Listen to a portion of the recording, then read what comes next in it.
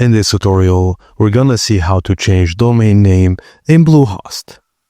Before changing your domain, ensure that you already have registered the new domain. You can follow the guide on how to register one if needed. In your Bluehost dashboard, click on the Websites tab in the left-hand side navigation menu. Choose the website you want to manage and click on Settings. In the Settings section, click on File Manager. This will open your file management area.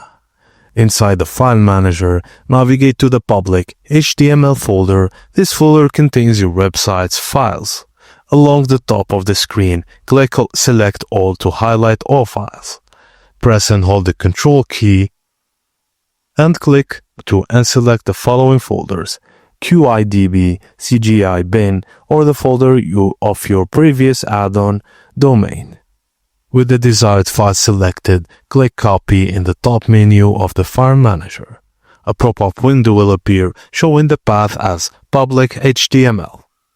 Click Copy Files to move your files to the new domains folder. Now go to the Domain section in your Bluehost account. Change the primary domain for your website to the new one. This will set it as the primary domain for the site you just moved. And that's it, guys. Thank you for watching, and please don't forget to like and subscribe for more.